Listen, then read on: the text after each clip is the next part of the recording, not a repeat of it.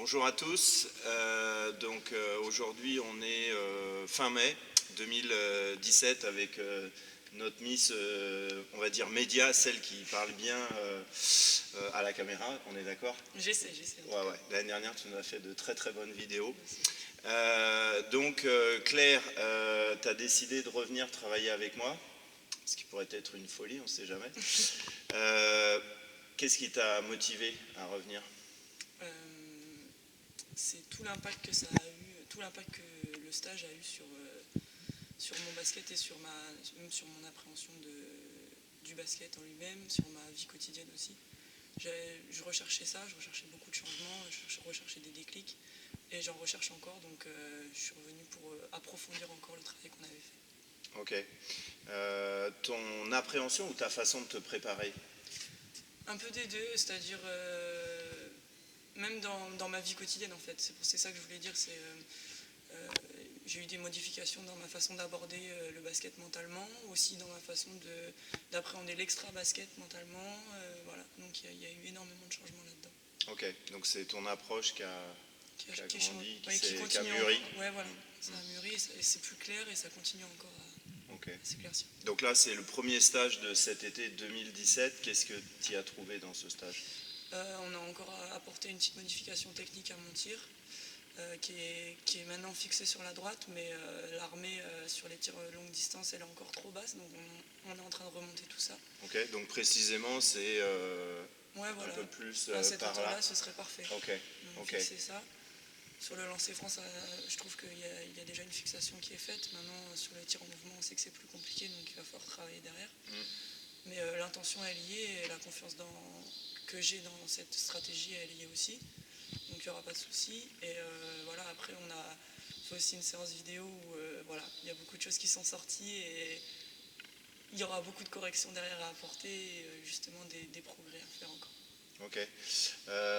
À quoi ça te sert en fait ces séances vidéo sur tes matchs? Je suppose que c'est ça dont tu parles. Oui, c'est ça.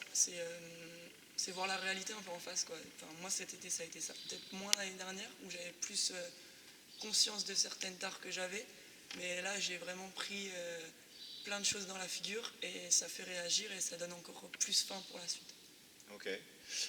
Est-ce que tu peux être un peu plus détaillé? C'est beaucoup dans les intentions de jeu où j'ai énormément de défauts sur justement mon approche de ce que je peux apporter sur le terrain, où j'ai tendance à me cacher ou à refuser des choses au lieu d'aller vers l'avant et d'essayer plus.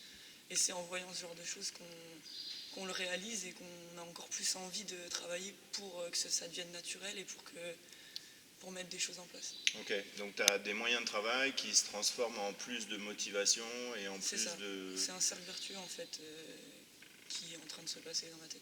Ok, comment tu résumerais en quelques mots ce premier stage de 2017? La première chose qui me vient, c'est très difficile mentalement. Alors c'est peut-être pas positif pour les gens qui vont regarder cette vidéo. C'est pas grave, ils décoderont. C'est la vérité, donc ouais. Voilà, ça a été très dur mentalement. Tu sais, la première journée a été compliquée. Mais en même temps, je suis sûre, ça me dérange pas d'avoir vécu ça parce que je suis persuadée intimement que ça va me servir et que c'est ce qui va m'aider à pousser encore plus derrière et à aller chercher tout au fond tout ce que je peux apporter sur le terrain.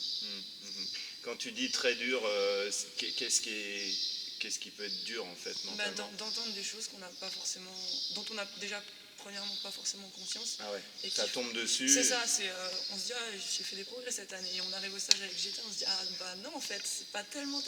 J'en ai fait certes, j'en suis consciente, mais il y a énormément de choses que je peux améliorer. Je suis à 20% quoi et c'est très frustrant de savoir, je travaille beaucoup au quotidien etc. Et de voir que je peux encore apporter plus avec juste des intentions mentales, ça peut vraiment changer quelque chose et c'est frustrant de ne pas l'avoir fait cette année, mais voilà, je me projette sur le futur et voilà, je vais tout faire, je vais changer ça, je vais améliorer ça.